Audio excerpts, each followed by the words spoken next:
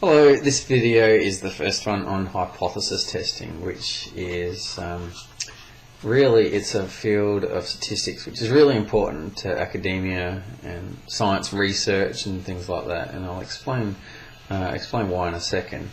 But basically, hypothesis testing asks the question,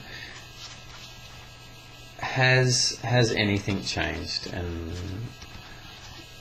I'll write anything because I'll just going to generalize it a bit. So, has anything changed? Let me explain.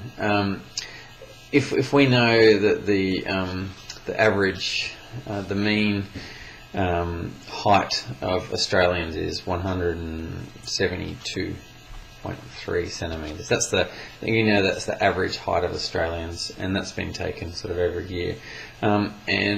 And let's say we take a sample of, let's say, 100 Australians at random, and we find out that X bar is equal to 161 centimetres.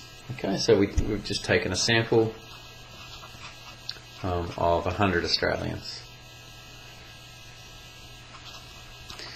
And we get this sample mean.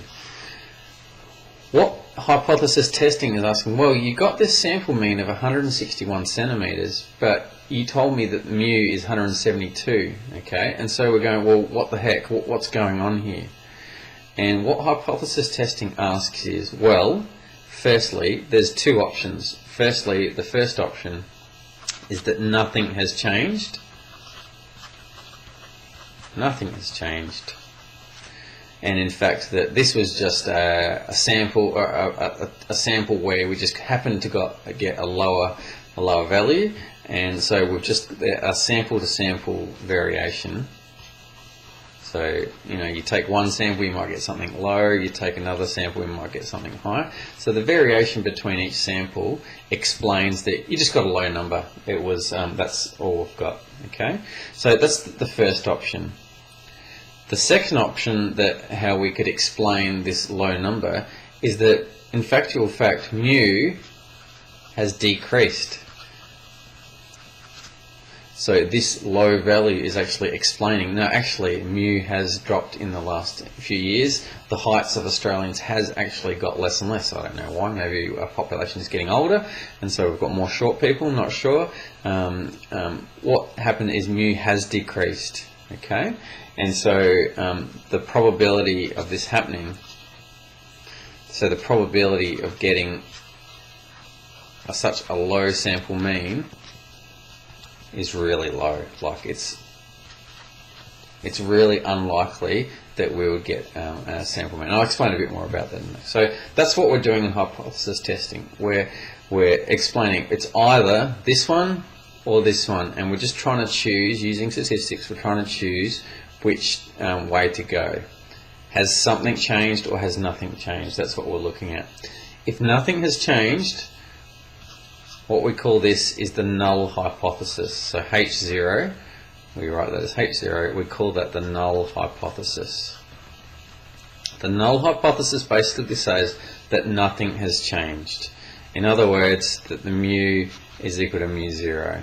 Mu0 is just your initial mean, which is this value up here, okay? So that's my mu0 there. Nothing has changed. The new mean is equal to the old mean. Nothing has changed. The heights of Australians has not decreased, it's not increased, it's just stayed the same. Here, what we call this is the alternate, or the alternative hypothesis, and that's labelled as H1 or HA, as you can write it as something way, and that's called the alternative hypothesis. Okay, and what we're saying here is that the new mu is actually less than mu0. In other words, it's decreased. We've got some evidence to say, well, we actually think that the population mean has decreased, and so we're going to go with this alternative hypothesis. And that's what hypothesis testing is. We look at a situation, we look at what the average is, we take a new sample, and we look at what that mean is, X bar. We look at what that mean is, and then we try to decide, well, has something changed? Has anything changed? if we can look at a statistic to see whether we think that it has not changed, but we just got a bad sample or a low sample here, or actually that sample is actually telling us that the sample mean has decreased. Sorry, not the sample mean, the population mean has decreased. And that's what's going on here. That's really, really important to understand what we're trying to do. And what we're looking at really is trying to look at what's the probability of this happening and what's the probability of this happening. And if it's got a low probability that one of these happens, then you need to choose the other one. But I'll go more into that situation in a second.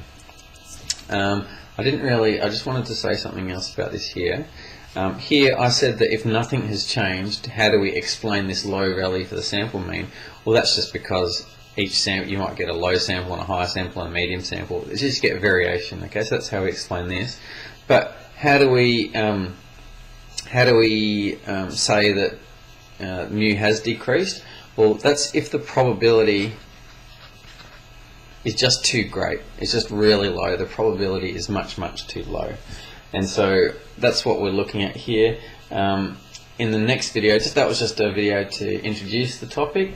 In the next video, I'm going to go through an example which will hopefully explain it a little bit more clearly. I'll see you in that video.